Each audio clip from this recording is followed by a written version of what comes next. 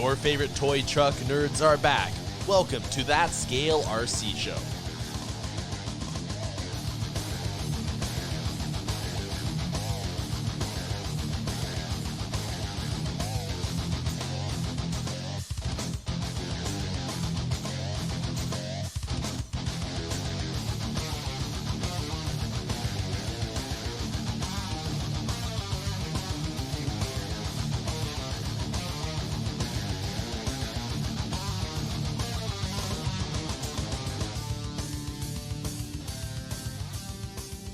Hey everybody, we are back for another episode of That Scale RC Show with Jay, Adam, and Trav.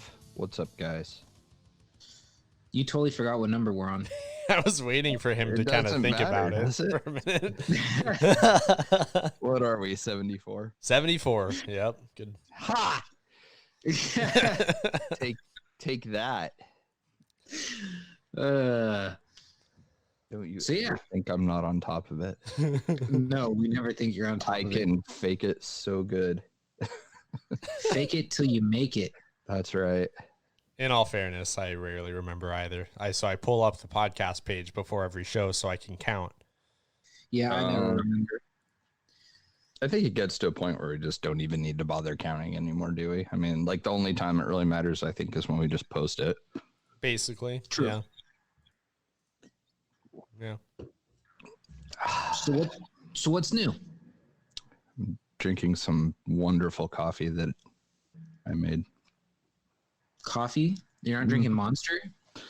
No, For as good as coffee as he's able to make in like the weirdest scenarios, you would think that he would drink more of it and not exclusively drink like energy drinks. Because like when we went to do our like film weekend, we had coffee, in the morning of each of those days that he had just made basically on the tailgate. And it's some of the best coffee I've ever had. it was so good too. And it was just the perfect storm too, because like we made coffee. We used a French press just because I think that's like the easiest thing to use when you're camping, because you just dump it in and squish it and you're golden. But we used that and boiled water on our little camp stove with like such a small little backpacking water kettle that it took like 2 boiling things to like fill up the coffee pot. Like we had to do like 2 rounds through the. Sorry, I'm stretching. I don't feel very good. Okay, there we go.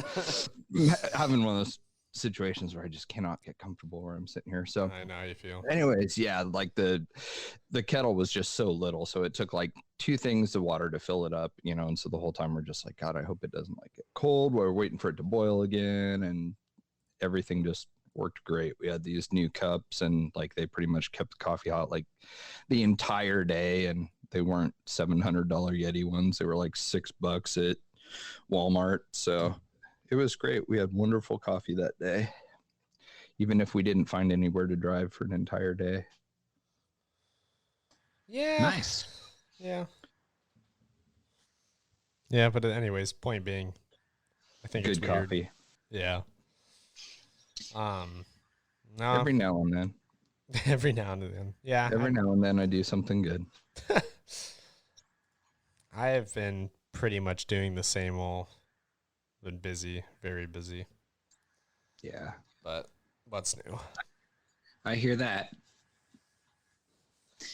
So I actually got to do a little product testing over the weekend. And it's pretty cool. I mean, it's something that's already, it exists. But, let's put it this way. It's an electronic. Everybody uses them all the time. But this one is now going to advertise a certain feature with it. So just had to make sure everything was copacetic before this company releases it. So that was fun. Oh, it's still top secret, huh? This is still top secret. I can't completely reveal it. God dang. A web of secrecy, lies, and deceit. You're getting all philosophical with me now? No. Oh, that reminds me soon. I got to send you I'm going to be sending you some stuff, Adam.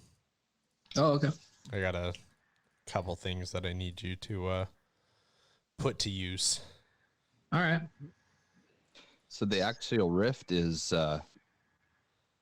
there's some drama surrounding the release of that. Yeah, so Really? it was one of Nick LaRusso's questions. So I guess I can just ask it now since most of tonight will be questions anyhow. He says, yeah, the Rift, in your opinion, has the hype died with the shipping delays because of quality control, or is it still going to be popular? Is it quality control that it's delayed for? I don't think it is. I don't think it is either. I thought it was just availability and Chinese New Year and all that. It's not even just Chinese New Year. So I'll get into this a little bit because I mean, we feel that at work and you know, we generally are subject to that same sort of thing. Component market for anything is just really, really bad right now. And so lead times to try and get anything is really long.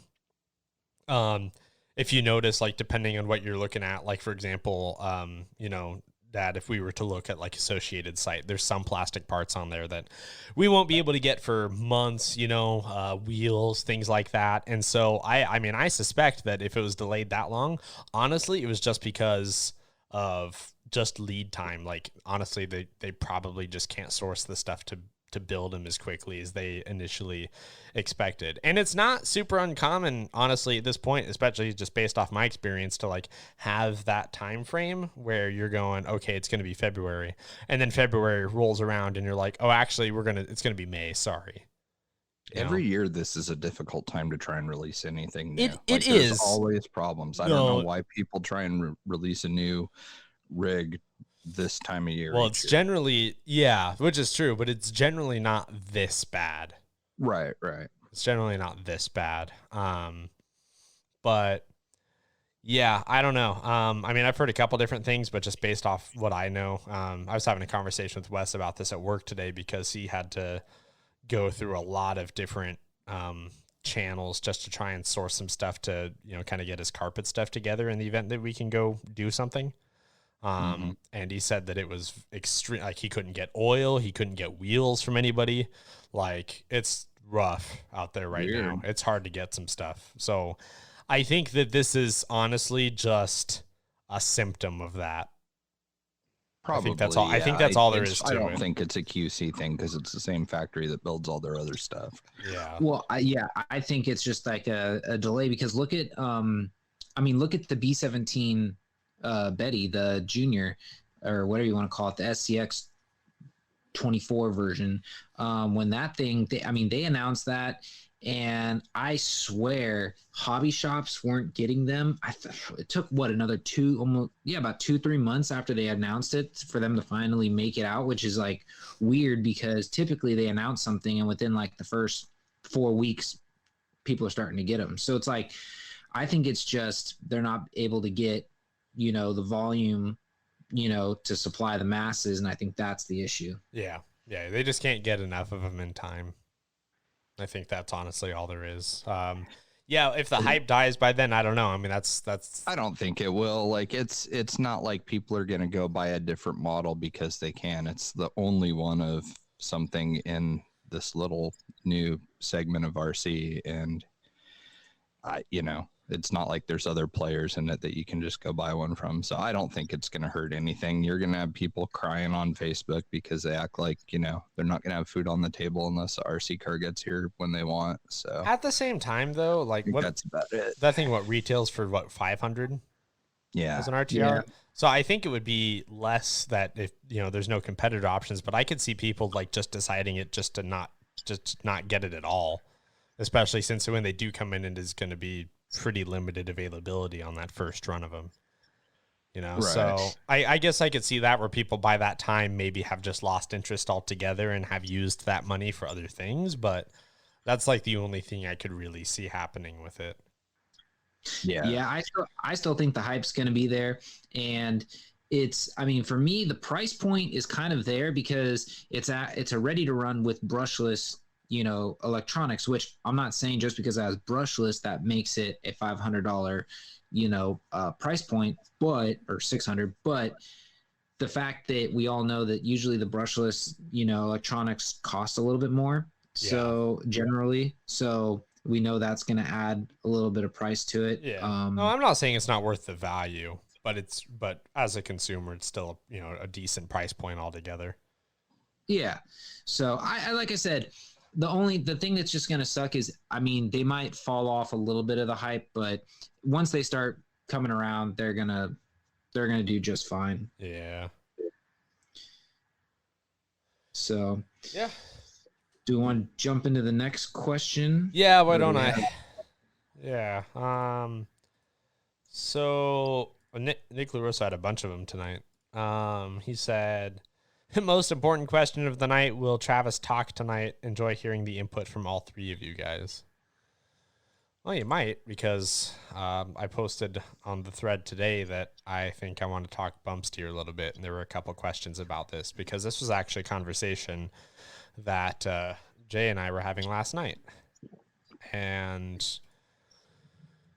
let me see. Let me find one of the questions about this, because I thought it was interesting. Yeah, he actually was just another one of his questions. He said, regards to bump steer, is it worth changing to a 4-link front with a servo on axle? Depends on what you're doing with it.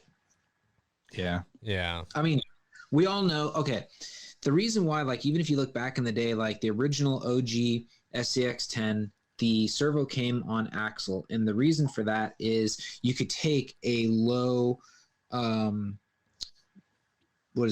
torque ounce servo, like let's say a 150-ish, servo, and ounces of torque. It'll hold up way more than if you throw it up in the chassis, because it doesn't have the angles and the pressure and the stress that a CMS setup has. I also know this firsthand because, like I said, back then, the biggest hype was CMS kits, getting your servo up in the chassis. Well, I did that, and I just took the servo that I had on the axle and threw it up in the chassis, and it was, kind of a wimpy servo, pretty, comparable to like a stock RTR servo, and it lasted like 2 events up in the chassis, and then it just couldn't hang anymore. I burnt that thing up. So that's why a lot of rock racers run the servo on axle, because it could handle the abuse, because it's less stress to turn when it's planted in that position. So I think that, to answer your question, it comes down to, like, what are you trying to do with it? Are you trying to keep it super scale? If you're trying to keep it super scale, try and keep the servo up in the chassis. If you are not worried about scale and you want function over form, then go down and put it on the axle and do a 4-link. Now, the other issue, what people don't realize with what causes bump steer and stuff, especially in these cars, from my experience, it's always when somebody can't get the pan hard bar and the drag link in the same parallel plane. If that is off at all, that will dictate a lot of your bump steer. I mean, I'm kind of having that issue with one of my cars, only because I'm trying to put something that doesn't really belong there. I'm using an old Vanquish CMS kit, because that's the one with the custom forward motor mount in it, and it's creating some issues. So I'm trying to correct that, because it irritates me when the suspension completely bottoms out it's when the suspension completely unloads, it turns the wheels, because it's pulling on the drag. Wait, but so when the suspension compresses, are the wheels towing out or towing in? So when it compresses, the wheels are... They'll probably just turn one way. They're not going to tow out or anything. Yeah, they're just turning. They're not. Yeah, they're not. It won't be like IFS. No, it's not like the IFS. No, what's happening is... Right. So when I compress, it actually kind of stays fine. It's really when it unloads. When it completely unloads, I think the way that it travels, the suspension travels, it just pulls on the drag link and it turns Yeah. the wheels. It just turns the wheels a little bit. So, Yeah. and that has to, and I know that it has to do with the geometry and where the drag link is. So I just got to play around with it some more, and then I'll hopefully have it dialed in. But yeah, that's really the only rig I've ever experienced like really bad bump steer with. The only other one I saw bad bump steer with was one of my very first builds I did for a buddy of mine. Yeah, I was just trying to make the car work, and I wasn't really paying attention to geometry of anything, and that panhard angle was just horrendous, or drag link angle was horrendous, so it just, yeah, all kinds of bump steer. Yeah, that makes sense. But yeah, hope that kind of helps.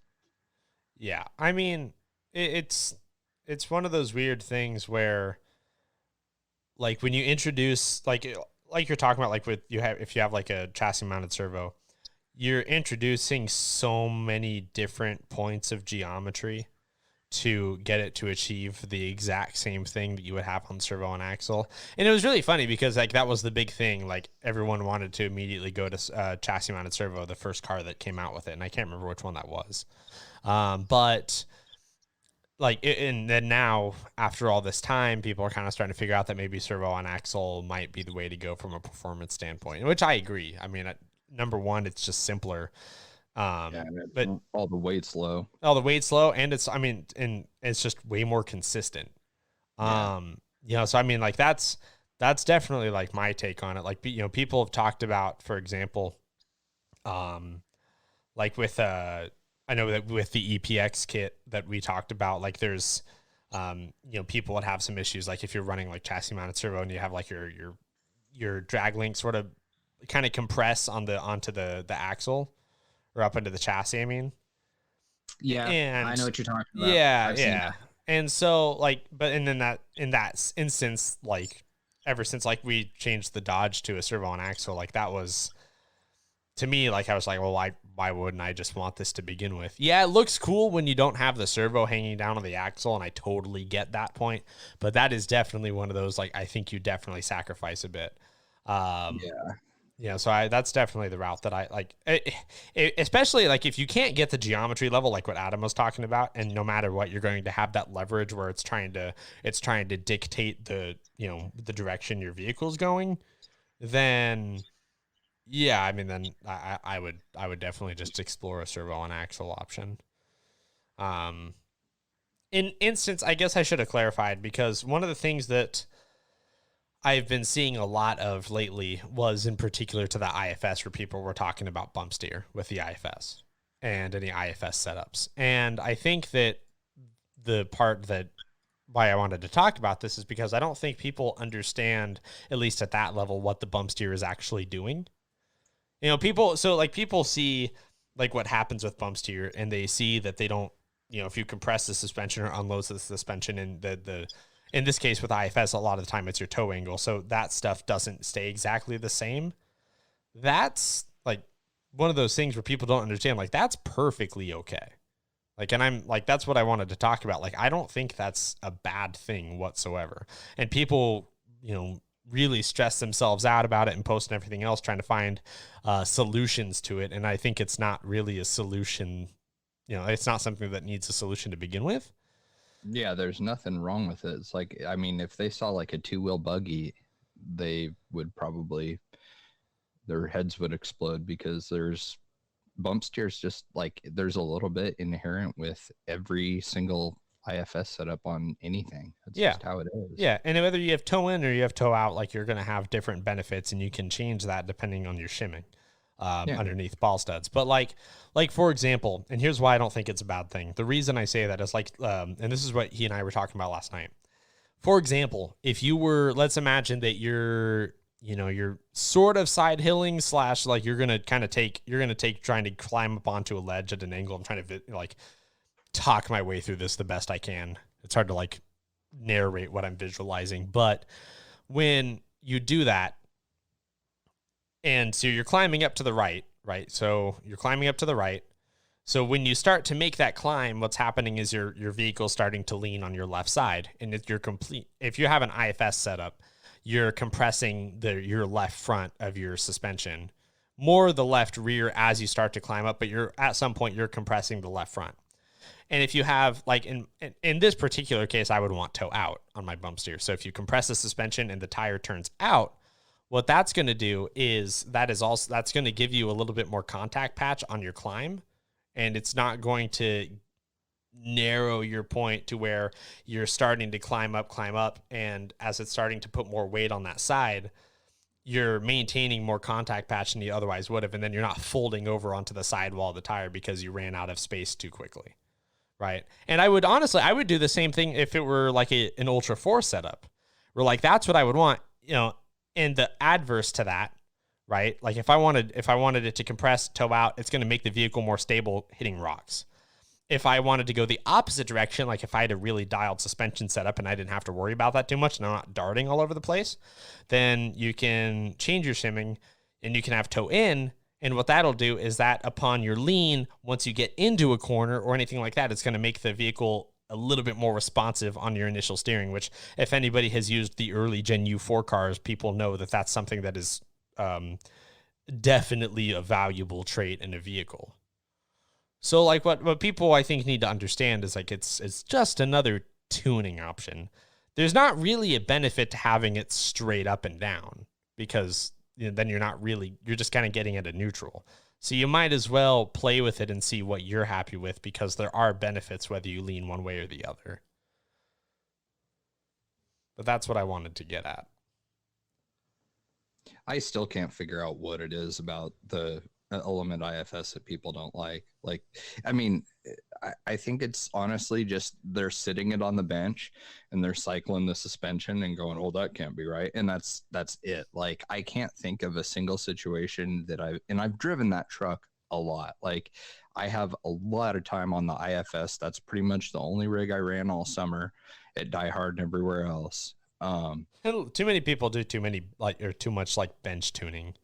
Yeah, don't do that's nearly just enough it. driving. Like, I think they're trying to correct a problem that's not really there. I have done some pretty technical lines with that truck, and not once have I been in a situation where I'm like, man, if it wasn't for that bump steer, I totally would have gotten up. Like, it's a non-issue, and I don't understand. Like, it makes more of it. It's more detrimental when you're like going fast and stuff through things, but like these don't. I mean, when you're even then. crawling, it just I don't think anyone's good enough to where they can actually say, like, yes, the bump steer right there, that caused my truck to roll. Like, I understand. It's not happening. I understand why it concerns people, because at first glance it seems weird. Like, it's a weird thing to look at and notice if you don't have a fundamental understanding of the way that geometry is going to translate to the surface you're driving on. Because if you're driving, like if you're on a surface anywhere and you're driving on it, like you have to be up looking right at the vehicle as you're doing it to really notice it visually. Right? Like that, like, you don't feel it necessarily unless you're driving it at speed. Or, you notice it in various traits, but to visually see it, like, you have to like go and look at it. But people don't really do that, and they just kind of mess with it on the bench, and so they don't actually see, okay, like what it's actually doing for me here. And then we can then pursue the route of like, okay, well, can we play with this? Maybe this is actually something that's good, and I could get a little bit more out of this. So I think it's just one of those things that this is the rude way to say it, but just it's one of those things that people just don't know enough about. And yeah, no, they just make it's assumptions. True. And I get the assumptions. I totally do, but they're wrong. It just I've had a real wake up call this year as far as people's opinions on stuff. There was a guy that had ordered our link riser, I believe, and that was it. Nothing else, didn't change anything else on the car, just a link riser. And he's like, yeah, let's see if it makes a difference. And not to be mean, but he had the dumbest, lamest, simple back yard course I've ever seen. And I'm looking at this going, dude, you could switch tires and drive on that course and you wouldn't notice a difference. Like there's just nothing there. There's nothing technical. It's just some bumps that you're rolling over. Like there's not even long climbs to where, you know, really messing with your anti-squat is even going to benefit the car. Like, Yeah. You know, and that's what people drive on and make posts about and stuff. And I hate to say it, but like, dude, there's just so many people that have no idea what they're doing. And they hop on these groups like the Element group and start talking about bump steer and this and that. Like Travis and I ordered the Bauhaus RC steering rack because everybody's raving about it. And it's just like, my opinion is it's trying to fix a problem that's not really there. So we ordered it and it's like, okay, let's see. I installed it and holy hell, dude, it is like, it's so bad.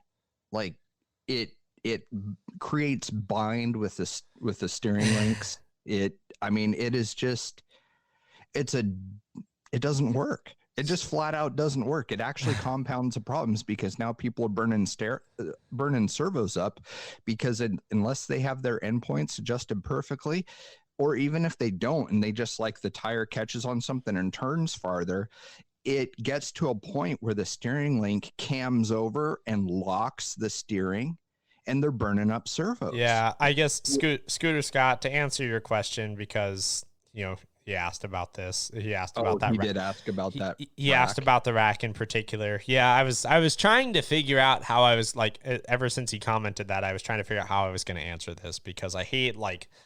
We need to be truthful in this situation and not tiptoe around it. Right. So here's my thing. So like, yeah, I have absolutely no, I have honestly no regard for Bauhaus and anything they make. I mean, it's just something that is just not within my mind whatsoever.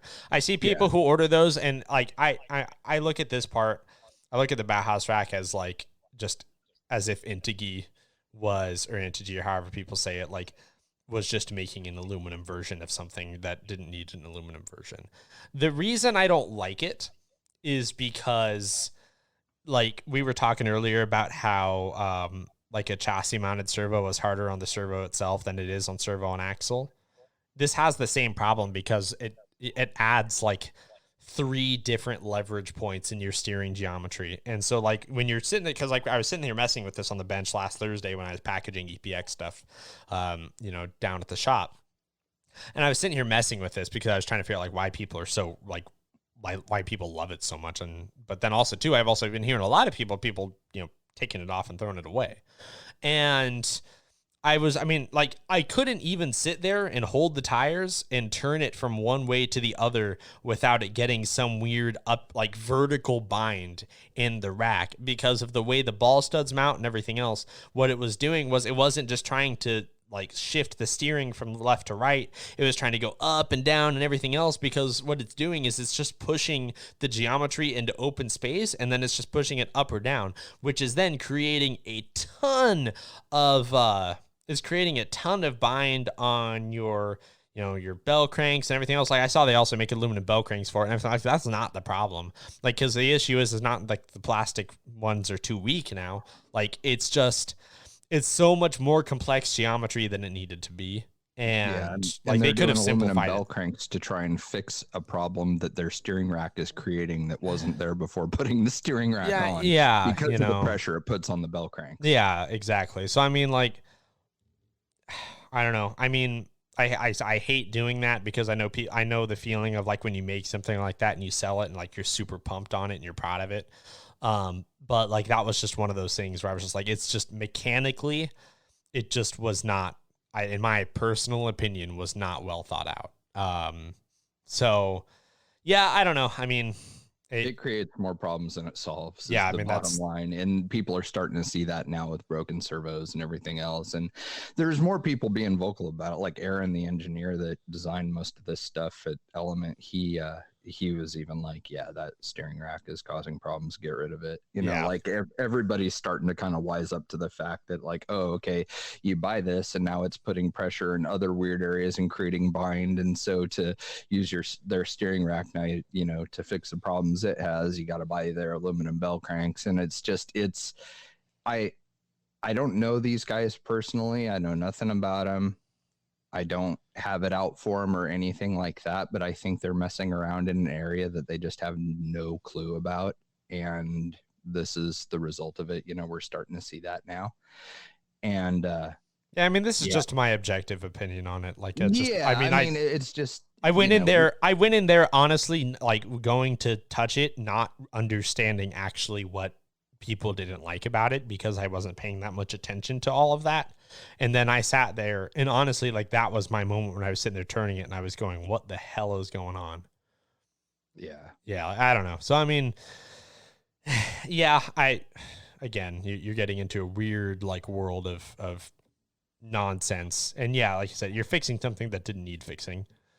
Yeah. But if you were, but I also understand just making an aluminum version of something that's plastic. I get that. But I don't, that's personally, that's just not what I would have done. Yeah, I don't know. Like I said, I've done some really technical driving, and I consider myself to be, a pretty decent driver. And I have never encountered anything with the stock IFS that has screwed me over in any sort of situation on the trail or while climbing a tech line. I mean, just doesn't happen. So yeah, that's that. Well, the only thing I wanted to add to that, because I don't have any experience with that, it just kind of reminds me a lot of, back, like I was saying, back in the day when the big thing was moving your servo up to the chassis. The other big thing was everybody was trying to just put every single kind of aluminum part they could on their vehicle. Like for the they put like aluminum axles, they'd upgrade the links, they'd upgrade the drive shafts, they'd upgrade this, they'd upgrade that. They put aluminum gears on the transmission. You'd have an aluminum spur gear, aluminum pinion. Like you have all this stuff that you're upgrading. And the thing that everybody forgets is some of the stuff is designed to have give. So there is a failure point that's designed to fail versus you've just tried to overhaul everything, and now something that was never designed to fail is going to fail because it was never designed to be that way. No, he's 100% correct. Yeah, absolutely. So like, for instance, like when there was a lot of people I knew that would do that, they'd purposely leave like the spur gear plastic, so that way if something was to happen, you'd shred that, take it apart real quick. That's why back then you didn't have all these cases and covers. It was pretty open. You just replace it real quick, boom, you're ready to go. If you're going to that extreme. Yeah. So that's really the only thing I wanted to add to it. Yeah, no, I think you're 100% correct. I mean, I know it sounds like a cop out, but it truly, like, these are little trucks that you're subjecting to real world elements. At some point, something's going to break. They make spare parts for a reason. It's not an excuse for when anything breaks, but there are totally points where, like, look, like, for example, there's a reason why people in the race world, for example, carry more arms. They carry more A-arms than anything else, because you know what? If you drive and you're taking a corner and you're going to take it too closely and you hit a pipe, or you get sideways off a jump and you go arm first into the jump or wheel first into the landing or something like that, chances are you're breaking an arm. Does that mean the arms are garbage? I mean, I don't know. You're the one that crashed it. That's the thing. And this is another thing that I've kind of learned with all of this is with scale RC, like with crawling, people confuse driving hard with driving good.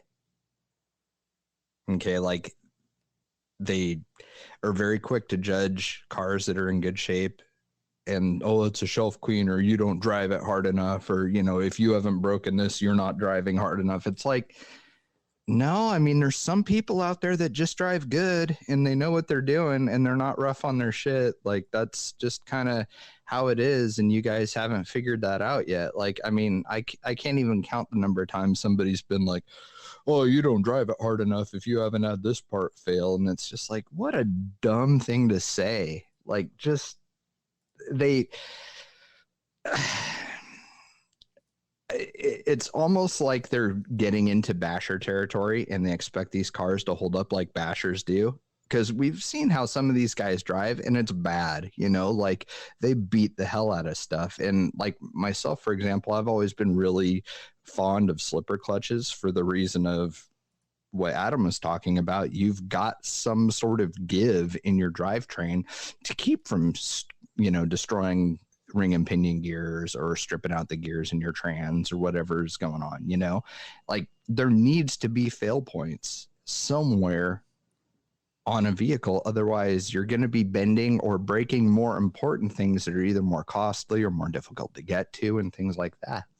Like this is an important thing. You know, it's like, it's why people in desert racing carry spare drive lines or extra U joints or something. It's like, you know, you want that to break rather than, you know, destroying your ring gear and your rear end. Like you want something to give. And I don't understand the people's train of thought where like these cars are supposed to be bomb proof and bulletproof and nothing's going to break. It's like, well, I want a C-hub to break so that I don't break an entire axle housing and have to take everything apart and replace it. Like I want to have fail points in it and weak links so that you're not destroying something more costly or more inconvenient to fix. And nobody thinks like that. You know, it's just like, I paid $300 for this thing and I can't believe that this plastic broke in 20-degree weather outside. Like it's just insane. And the bottom line is that it's like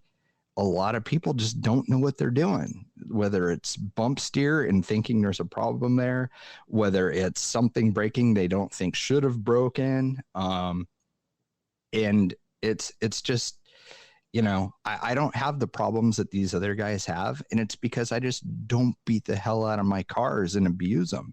You know, like I try and drive really good and well and not destroy stuff. And as a result, I don't have the failures that these guys have. And somehow this reasoning and thought process is escaping a vast majority of people in the hobby right now. And you see it a lot on the Element page, because I think that there's a lot of guys that have bought Elements because they were, you know, had team associated stuff growing up or used to race or whatever. And so that's why they gravitate towards the brand. I think there is a lot of newbies that are buying Element rigs and having these very odd issues. And I think a lot of it just revolves around not knowing what's going on. And that sounds mean, but I mean, really it's sorry, it's true. I mean, you know, we see this a lot. Yeah. You're right.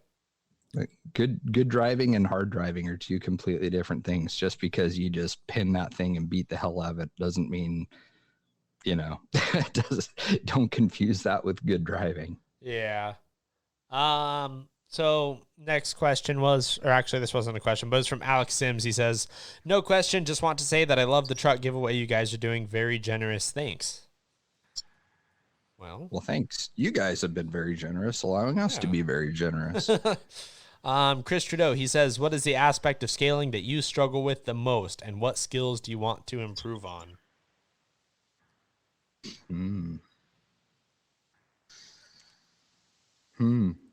You guys. So what aspect of scaling? I would say definitely has to be interior. I'm not a fan of let's put it this way. The easier, the better for me. If I could get like a half interior or something like that and just throw it in there, great, gets the job done. But like these people that spend all the time, when you open the door, you actually get full depth. You have the seats that look like seats. I mean, for instance, Wes Braswell's doing some 3D printed seat, and I don't even think he's done like, it's all just been made out of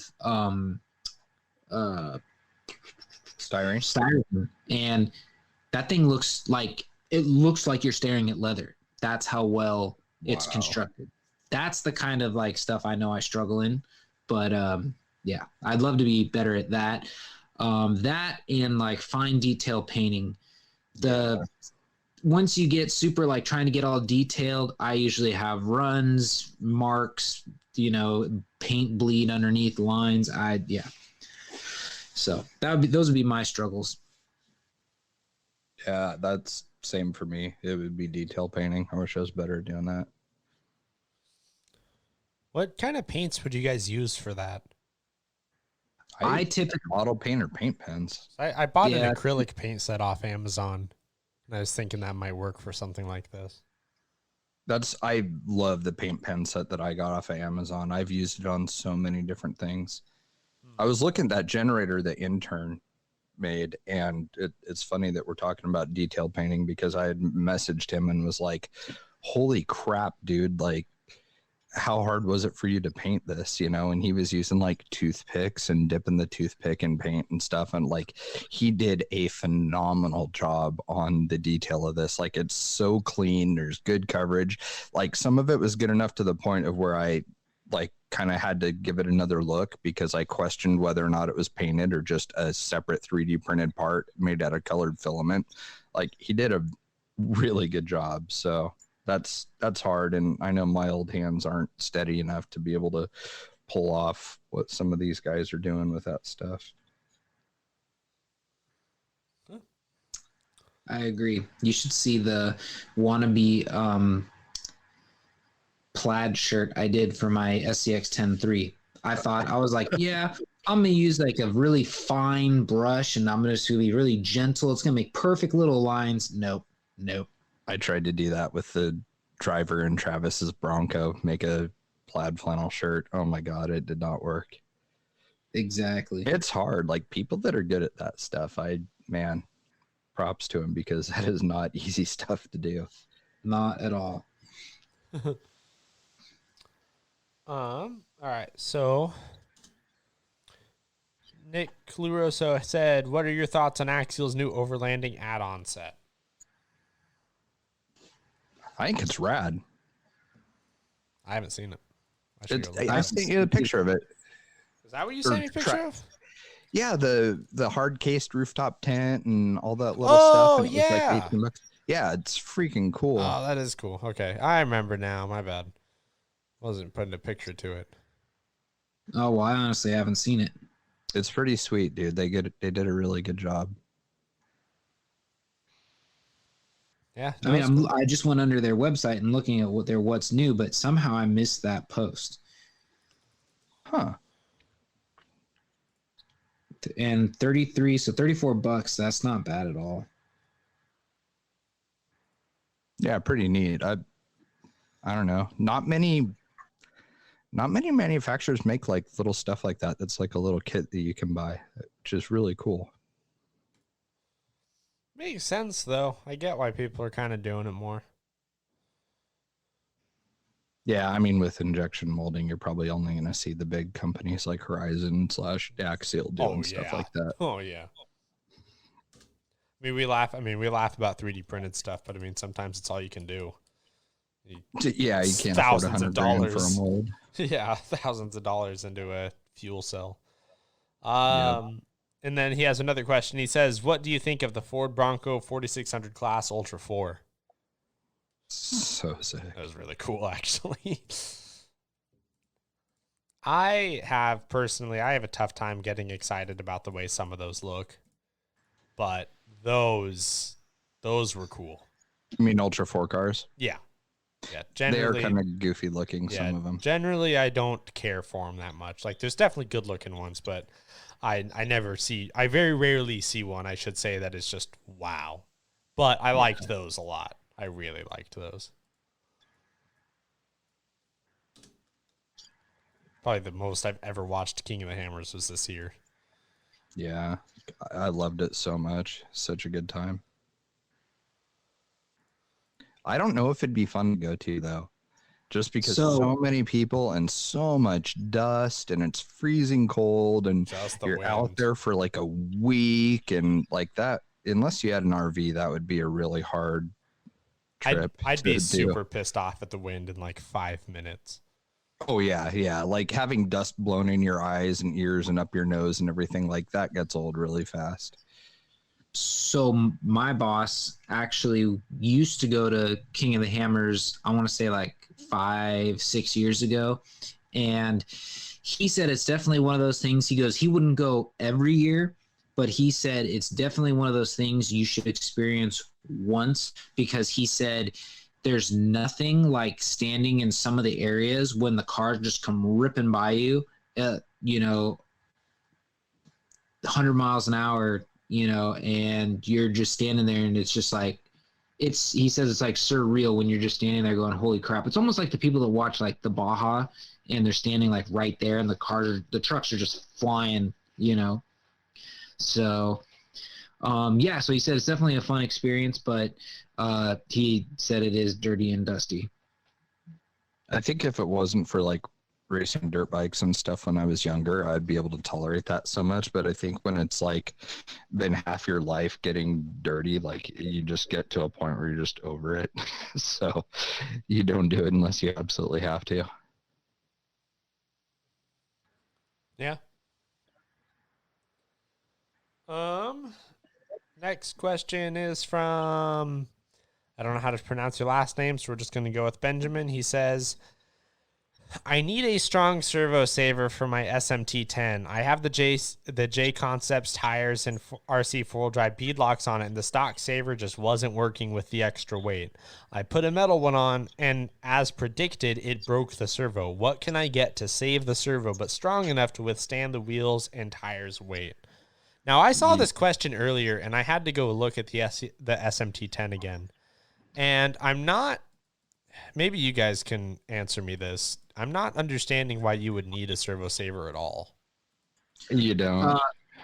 Well, because everybody that I've seen that doesn't run a servo saver, the amount of stress from the truck landing, even that jolt on that big wide wheel, it wants to jerk it, a little bit. And these servos, unless you put like some crazy one that's got some crazy torque spec, you'll damage them. Yeah, I think the key to anything like the SMT10 or anything using AR60s and stuff like that, it's not like there's a lot of servo savers you can choose from that have variable tensions. It's one of those things where if you're going to have a rig like that, you just need to buy a nice all metal gear servo that's not going to crap out on you and ditch the saver in this situation. Yeah, I've never, like, my personal experience is I've never seen a non-eighth scale buggy or truggy servo saver that was even remotely worth its weight.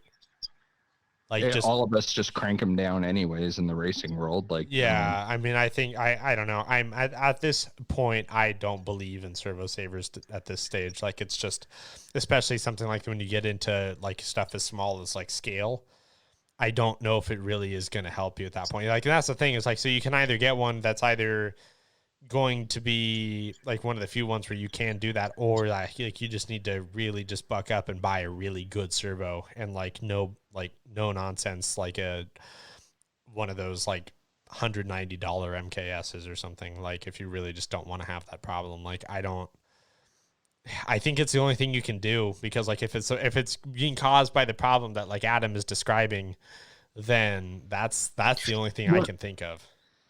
Well, the other thing too is like all my, I guess you could say, major catastrophic failures have always been with the SMT10, and mainly it's because, like, I think a lot of people try to like change things up to obviously make it their rig. I learned the hard way that there's a reason they picked the size tire and wheel that they put on there instead of putting something like ultra wide, because the wider and heavier that wheel is, the more brutal it is on everything else. I bought a set of the Proline Destroyers, and I put those, I believe that's what the tires were called, were the Destroyers. I put those on their bead lock or their wheel, and I threw them on my monster truck. And the first time I actually ran the monster truck, we were up at CKRC, and I was like, you know what, I'm gonna take this out for a spin, and let's jump one of the little jumps, So I do the first one. I'm not kidding. I went off the jump once. When it landed, that wheel went flying, and I was like, you got to be kidding me, like I had this on for like 10 minutes, and boom, destroyed. I was like, okay. So then I put on some better, axles, because actually what had happened was the end of the axle of the CV shaft snapped, the threaded part where, you put the hex nut on, and it snapped. So I was like, let's go with like a better one. So I threw in a Vanquish one, and the Vanquish one actually held up, didn't break, but by the end of the day, the one tire was like doing like just like they do on the real monster trucks. It was like wobbling, so it bent, but it didn't break. So that's when I was like, I want this to be fun. I don't want this to be like something that kills my wallet every time I take it out to drive it. So that's when I said I'm putting the stalkers back on, and I've never had an issue with the stalkers. The stalker, I mean, and what I'm running in my setup is, and I'm actually not running anything too crazy. I'm running an HBL 599, which is an MKS. It's got about almost 500 ounces of torque. It's an all aluminum servo. I think the retail is like around 180.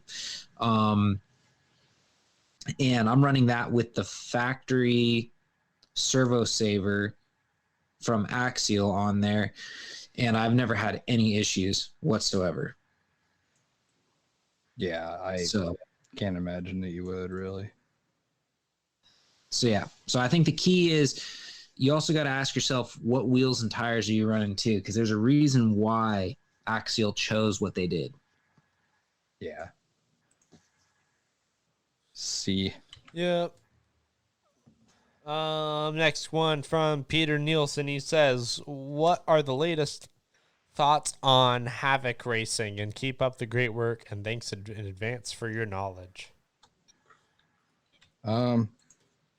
Just a lot of researching and work and brainstorming, and Brett and I bouncing ideas off of each other, and our buddy JC, in on the like contributing ideas and thoughts. Like there's basically, I guess what I'm trying to say is there's like a small group of us that are kind of brainstorming this to get a program together, and we're still diligently working on it. It's probably going to take a little bit, but we're making some progress. Like, for example, like while I'm doing the show, I'm actually working on the logo for it right now. So doing some multitasking. All right.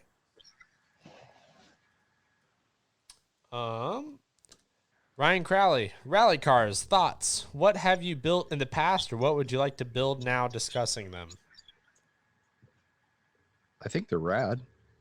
I think I would prefer to like build a vintage one over a newer one, just because I get tired of seeing Subarus and stuff, but I think they're cool and I want one. Yeah. Yeah, I agree. I've always thought rally cars are cool, but it's like one of those, it's another niche, like hobby aspect. You got to have, a group of people. It's like a buddy of mine, Tyler. He's trying to get me to buy, I forget what car it is, but it's a 2-wheel drive, kind of similar to a Slash, but cheaper. And they built a course in their backyard to do kind of like, I wouldn't say it's oval racing. It's kind of like track racing, but like, I don't know. It's like a free for all. You can like run over each other and this, and then they're having a blast with it. But it's like they're creating their own little like thing within a thing. So it's like you have to have enough people. I kind of feel like the rally car is kind of the same thing. You could have a rally car and you can go out, in the dirt, and you could like practice drifting it and whatever. But until you actually got like a ton of people that wanted to do it too, and you actually had some sort of like event, it kind of gets kind of hard to get traction, to get enough people to be interested in it if you just don't see it around and it not being as popular. Yeah. But definitely still think it's cool. Yeah, for sure. Yeah. Donnie Clark, with the popularity of the 124th and other microcrawlers, will SOR be making wraps available for the SCX24 and the Element trucks? And also, what cheap backup motor do you keep in your trail bag? The TRX21T is an outstanding motor for under $20. And we do offer those. Yeah, the wrap we do for the Enduro. We don't for anything else. Yeah. But I don't know. After looking at the Jeep and like we've got the deadbolt, I might be able to wrap the deadbolt. I doubt I'll be able to wrap the C10 just because it's so little and so round. The only reason I really got away with being able to do the Enduro because the body was relatively square with a lot of sharp edges. So it's still not super fun to put on because it's little and there's just no margin for error when you're trying to install something like that. So it's tough. We'll probably do some just generic 24th scale graphics kits that are like, like just kind of like what we've done for the bigger rigs, like mountain ranges and trees and stuff like that. We'll probably do like an American flag type thing. It's going to be stuff like that. Probably nothing too crazy. We'll probably just have the Enduro and the deadbolt for wraps. The JK, aside from the grill, it wouldn't be terrible to do, but the grill, there's just no way I can make something that goes around those little baby headlights. And yeah, I mean, it would be so small and so hard on our machinery to try and get it to cut it, because of the size. So we're probably just going to skip something like that. Yeah.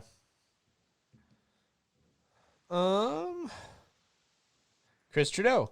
Opinions on cantilever style suspension for those builds where you want the full bed without the annoying shock hoops. Seen builds where the shocks are mounted way forward or shorter vertical shocks are used.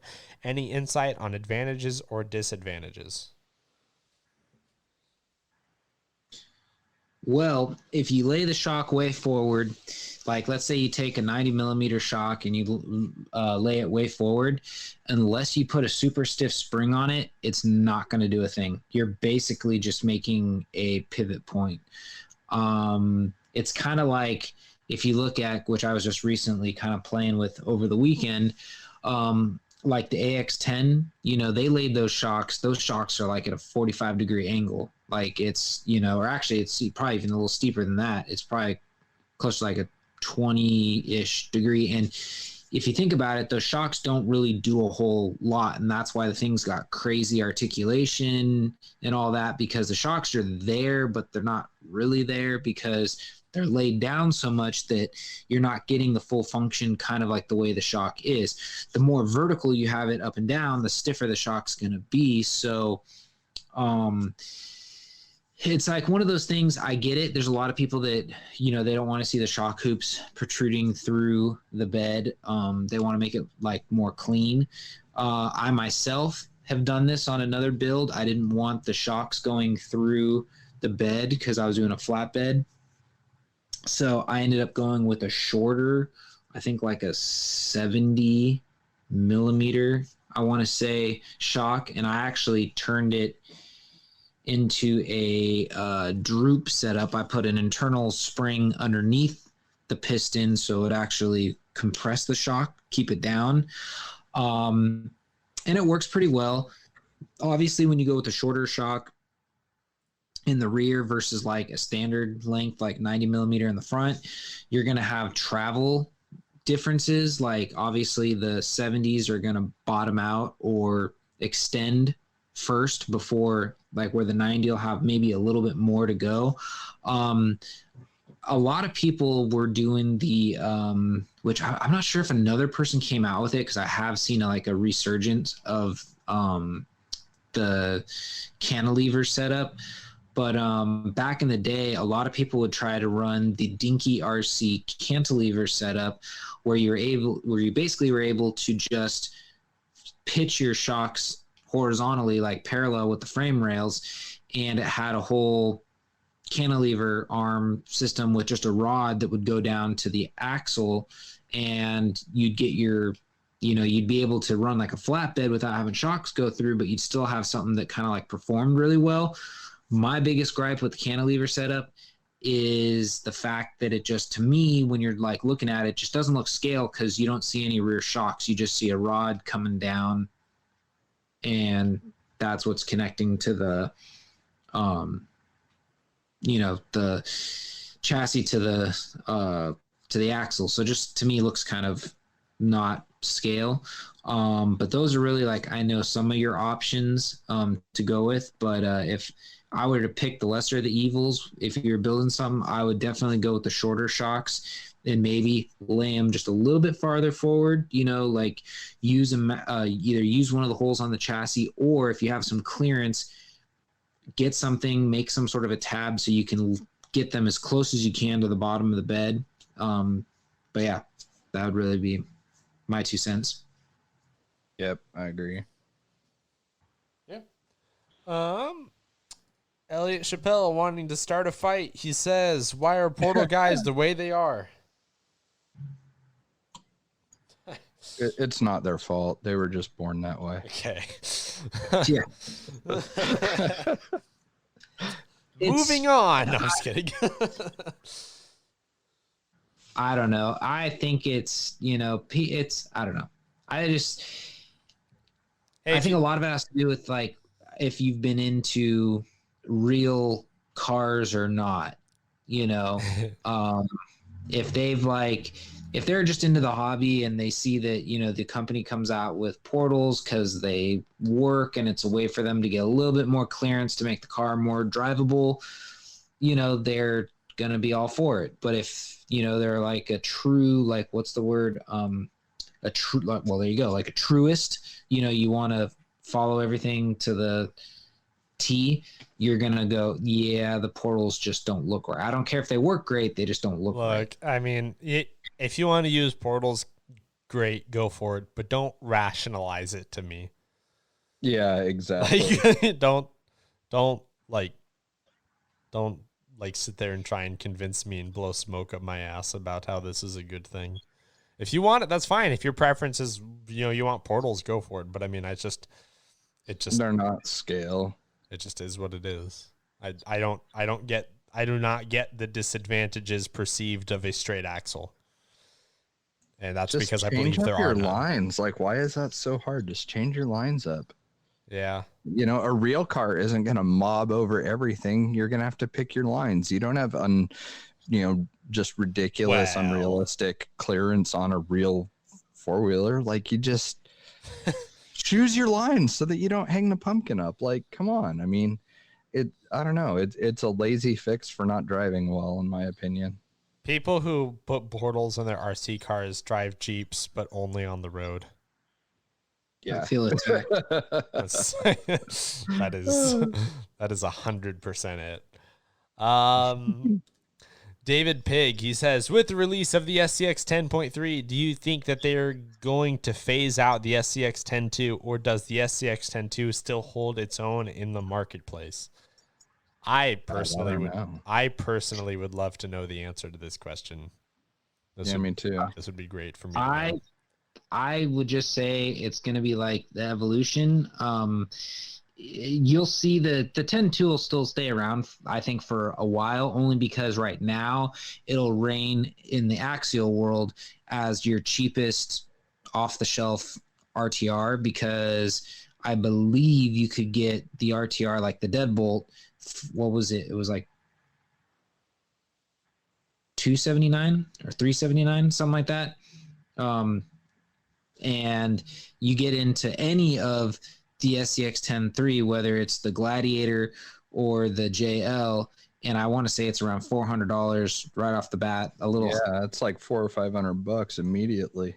Yeah, so I think as far as like if they're really worried about being able to cater to everybody, the people that are on a budget or penny pinching, I think they're going to have both. But I would not be surprised if you start seeing the SCX 10.2 phase out. Yeah, I'd like to see him keep it as an entry level rig. The only thing that would change my mind about all that, and I would say that whatever, like the entry level rig, you can actually change it, is, which I would not be surprised if we did see this.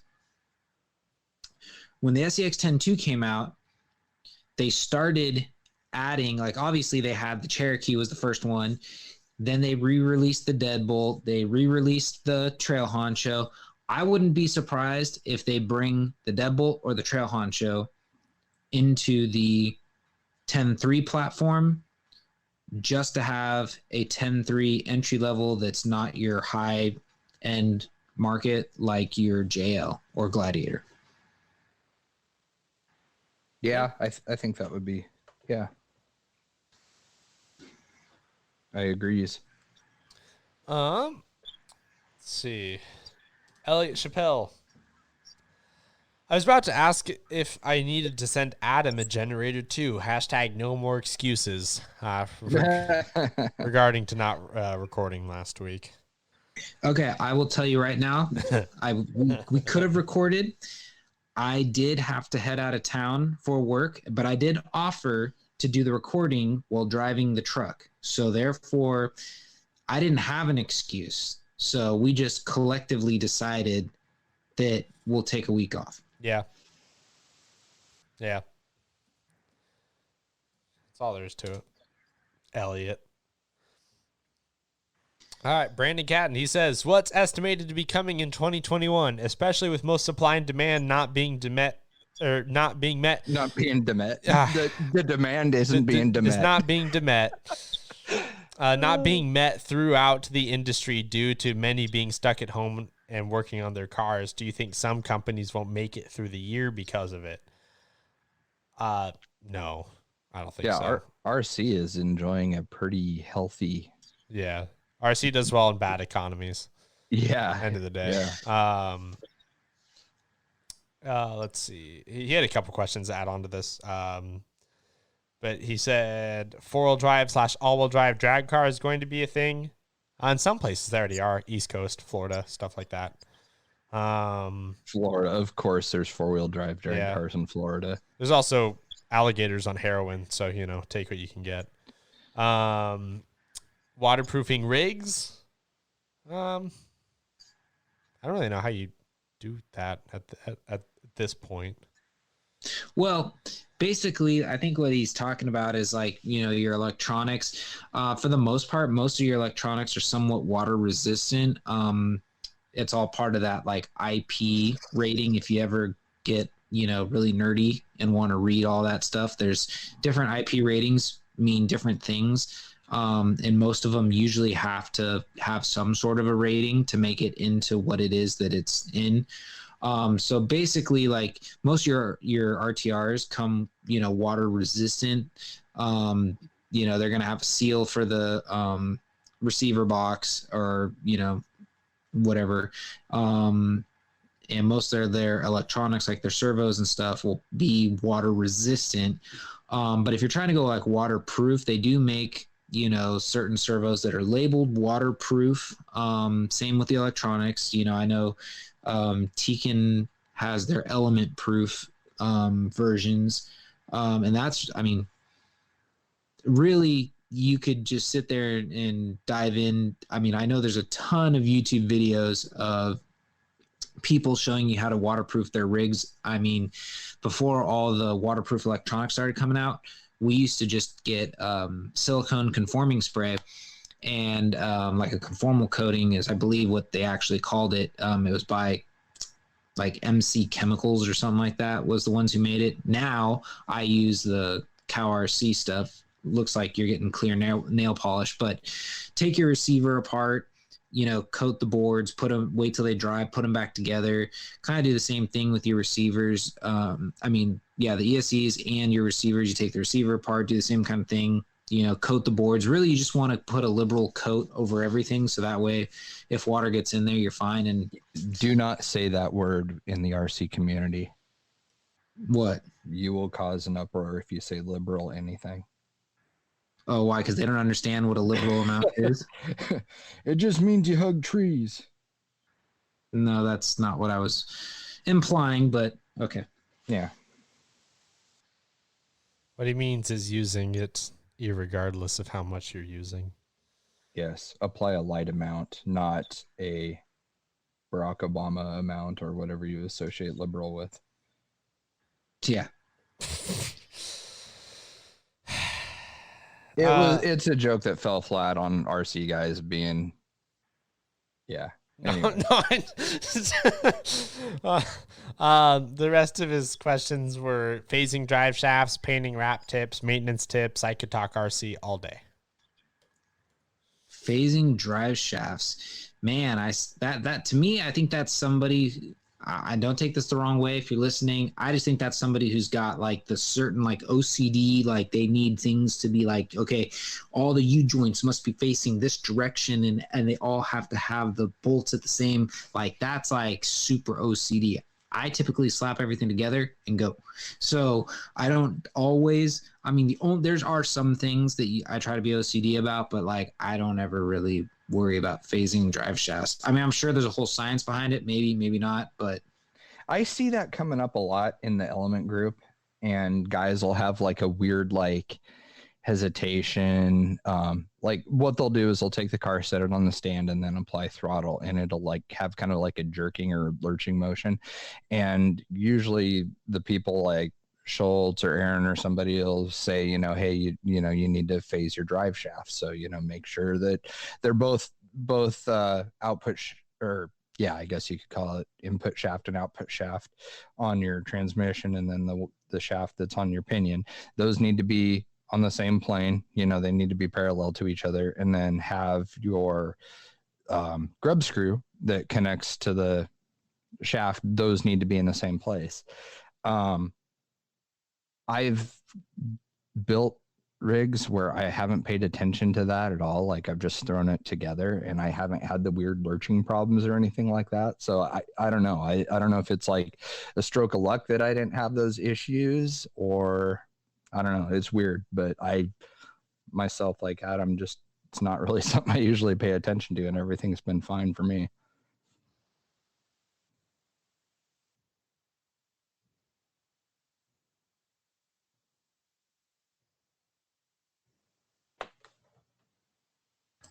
do we just hit awkward silence or what?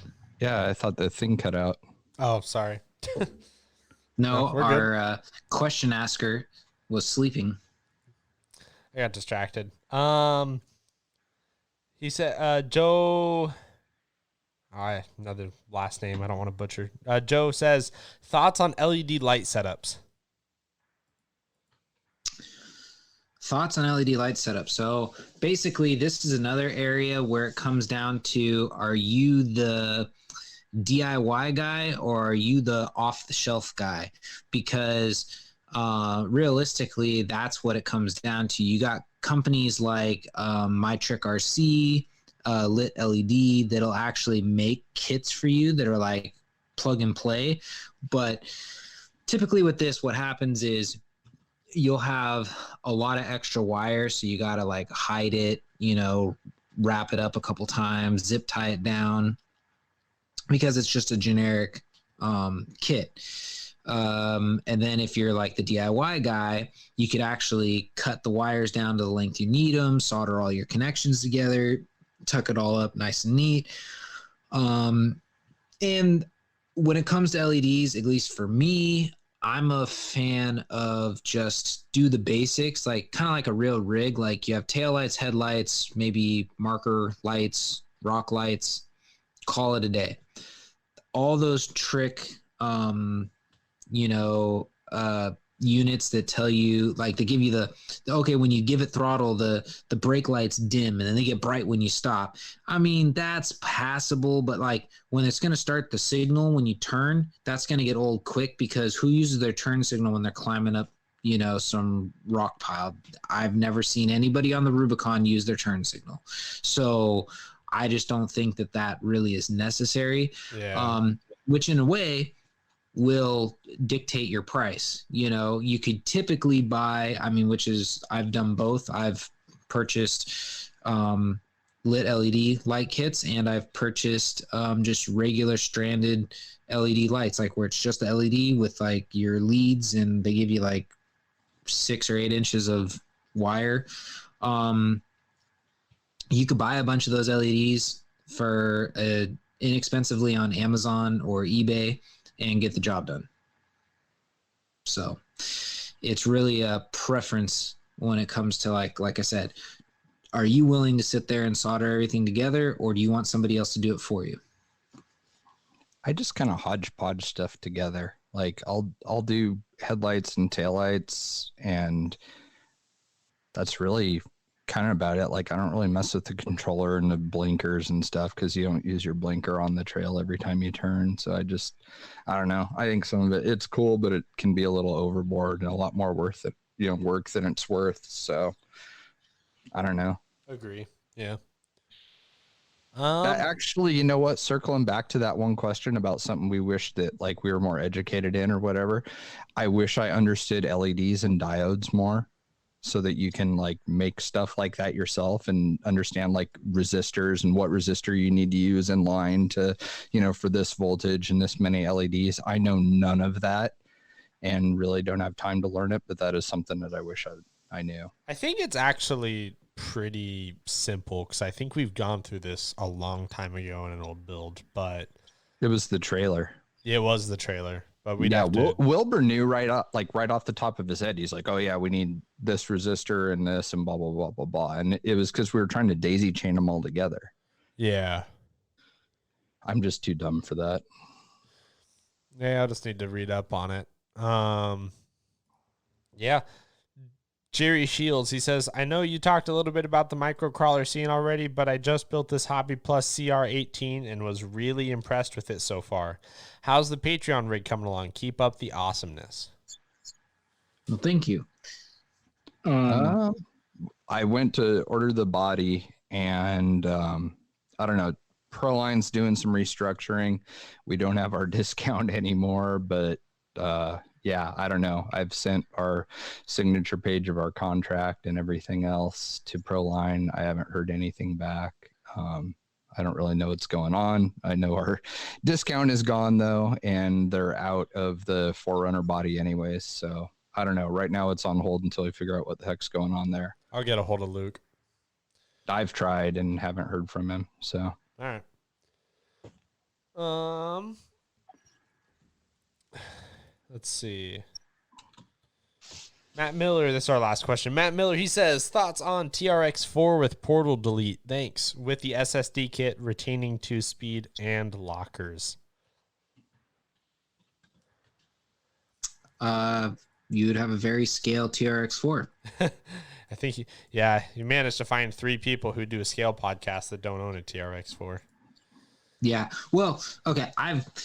I've worked on a TRX4. My buddy's son has the Blazer. And I mean, I got to give credit where credit's due. Traxxas builds some durable cars depending on which ones you're looking at, but most of their, like the TRX4 is pretty durable from what I've seen. The thing that I don't like about that obviously is, like, for instance, they have their little Traxxas servos that control the lockers. Well, unless you spend a ton of time reinventing the wheel, you can't really fit anything else in there, so you're stuck running their servos. And I know people have tried to change them out, but like I said, you got to get creative with how stuff mounts and how stuff works. So back to the whole point at hand, if you can retain all that stuff working and keep, making it all work, and switched out to something with straight axles, then yeah, you're just gonna have a super scale TRX4. And that's really all there is to it. I mean, you're gonna come down to looks at this point. Those are a pretty durable rig. We had one for like 2 weeks, and it was pretty beefy. Like looking at it, there wasn't anything that I could like see right away that I thought, oh, this is a weak point or this is going to break. It just, they didn't have the sport out at the time. And I think now I definitely would have just gone for the sport rather than the other one, because I didn't use any of the fancy stuff that it came with at all where we are here. So yeah.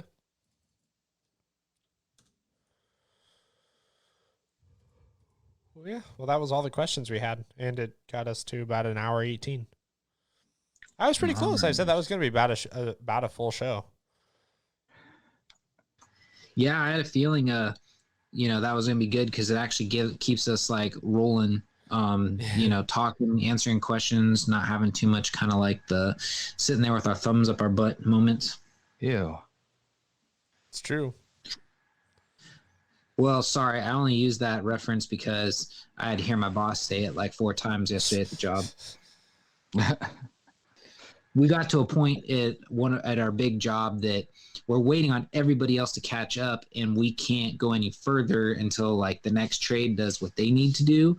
So he's like, he was just telling the GC, he was like, what do you want us to do? Sit here and supervise with our thumbs up our butts? So it's just kind of stuck in my head. That's definitely a term that I've heard thrown around a lot in the construction trade. So, yep. But yeah. Yeah. What else? It's been a little bit slow for news. Is there any like new release stuff that we missed that we haven't talked about?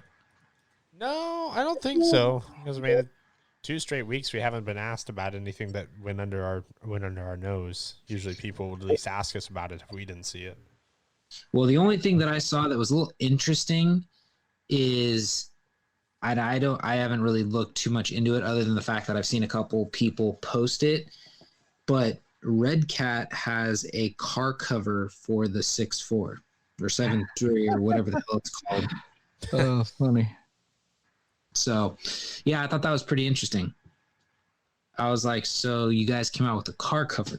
I was like, Got to keep it scale. Yeah. That's pretty funny. So, but other than that, I haven't really seen anything too new. We've covered everything.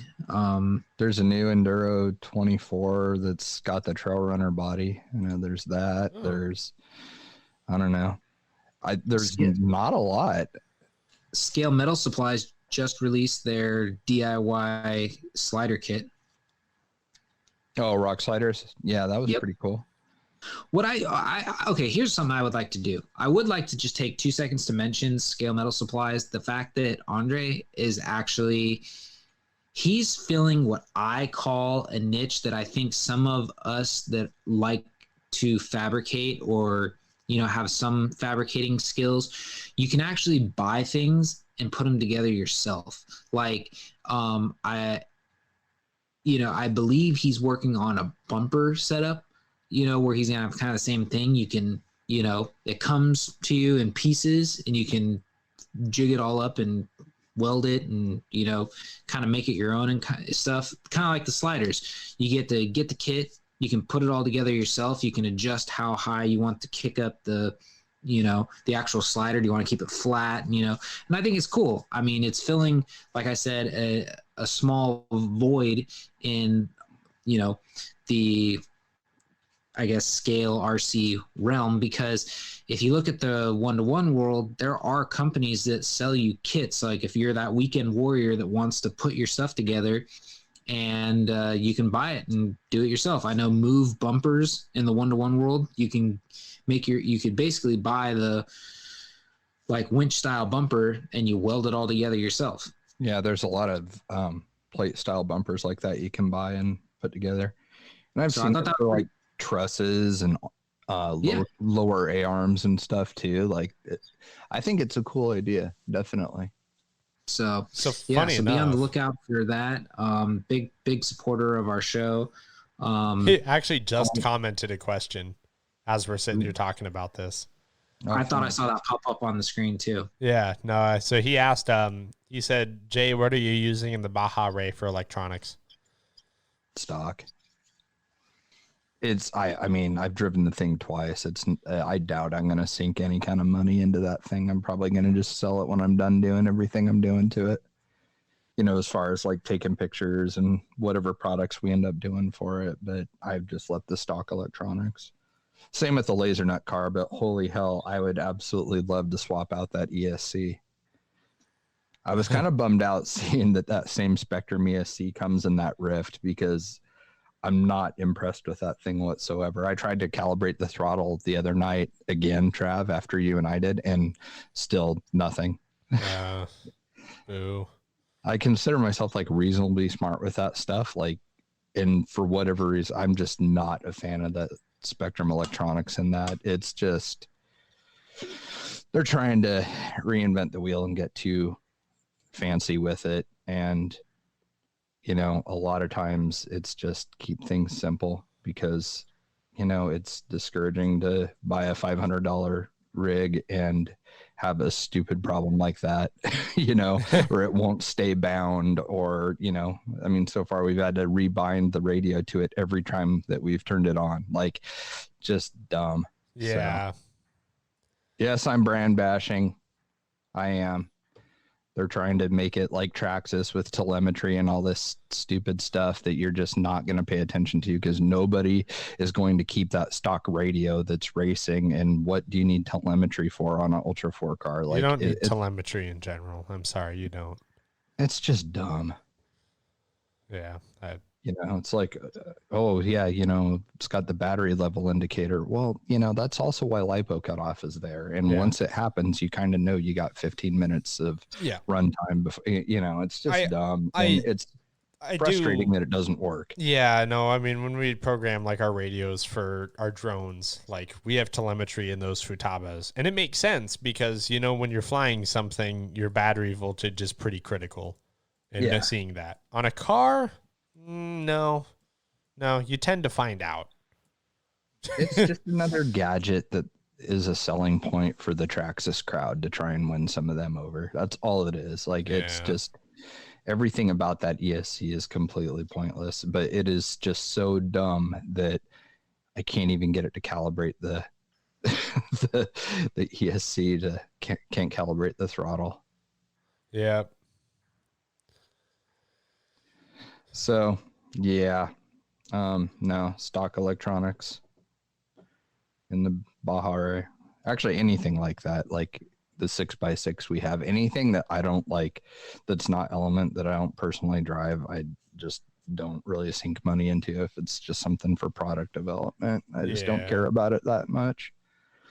And RC trophy trucks are rad. Like, it's cool looking. It's, fairly scale for what it is and stuff. But it's just, again, there's like nowhere to drive stuff like that here. Like, even the laser nut car, like, what am I going to do with that? Like, it's just, I don't know. You run out of fun really quick with that stuff in the area that we seem to live in. And I don't know why that is. I don't know if it's because I just don't go to, I don't know. Is it because I'm so spoiled by tracks that going bashing isn't appealing because it's never going to have as cool of jumps as a racetrack has and everything else? Like, I'm not really sure why it's not exciting to me, but it's not. Maybe a skate park, but also I don't like breaking stuff and spending money to replace stuff for, one backflip I was able to do at a skate park or whatever. You know what I mean? Like, I don't know. It's, I have a hard time identifying with that crowd because it's just not entertaining for me. Yeah, I hear that. I mean, they're fun to look at, like the LaserNet car's sick looking on the shelf, same with the Baja Ray, but unless you have somewhere to drive it, it's like, I think the 6 scale ones are rad, like the Super Baja Ray, the 2.0 that they came out with, the Brenthel truck, like that thing's rad. I'd love to have one, but I know that if I got something like that, I would just sit there and look at it on the bench and like move, cycle the suspension and sit there and geek out about it for a little bit. And then it's just going to sit forever and not get used. So I don't know.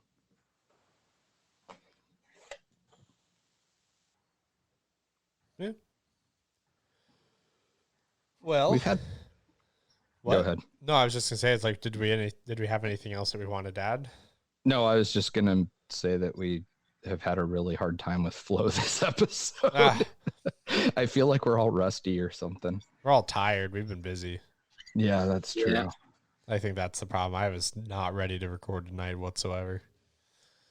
Yeah, I'm just so stupid from lack of sleep from the last couple days that yeah, I'm in the same boat. I'm not all here. That's for sure. Similar boat. Yeah, I'm just too many other things going on. Yep. Like parts. So anyways, I guess we can be done. Well, we're right at that time anyways, just short of an hour and a half. So yeah, if we didn't have anything else, we can go ahead and get out of here. Sounds good. Well, cool. Alrighty, well, thank you, everybody. We'll be back soon. Yep, we'll see you next week. Catch you later.